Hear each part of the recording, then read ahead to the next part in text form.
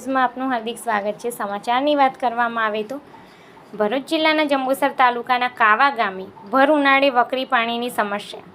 જંબુસર 4-5 કિલોમીટરના અંતરે આવેલ કાવા ગામને 2 મહિનાથી નથી મળી રહ્યું પીવાનું પાણી। ગામના સરપંચ કલ્પેશભાઈ ગોહિલની આગેવાની દ્વારા અનેકવાર પાણી પુરવઠા વિભાગ અને તેને લાગતા વળગતા નેતાઓ તેમજ અધિકારીઓને રજૂઆત કરવામાં આવેલ છતાં પરિણામ શૂન્ય।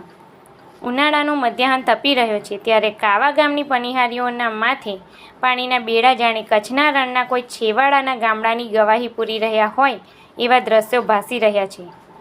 સરકારની નલ સે જલ યોજના સદંતર નિષ્ફળ ગઈ હોય, પાણી પુરવઠા વિભાગ પણ સરેઆમ નિષ્ફળ ગયો હોય એવું લાગી રહ્યું છે।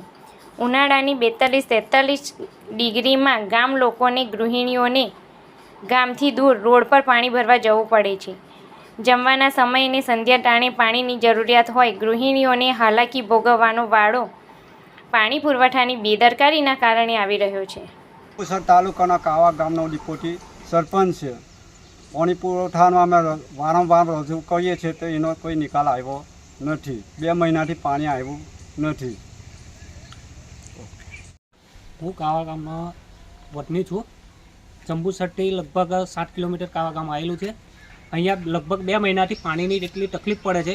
અમે વારંવાર રજૂઆત કરવા છતાં પણ હજુ કોઈ તંત્ર એનું કોઈ નિરાકરણ લાવતું નથી ને અમે સરકારશ્રીને વિનંતી કરીએ છીએ કે આ પાણીની સમસ્યાનું નિવારણ જલ્દીથી કરે, કેમ કે આટલી ગરમીમાં બહેનોને બપોરે સાંજે જમવાના ટાઈમ પર પણ પાણી લેવા જવું પડે છે, એ માટે તકલીફ પડે છે। તો સરકારશ્રીને નમ્ર વિનંતી છે અમારી કે વહેલી તકે આ પાણીનું નિકાલ કરે ને ગામની બહેનોને પાણી ભરવા દૂર જવું પડે છે।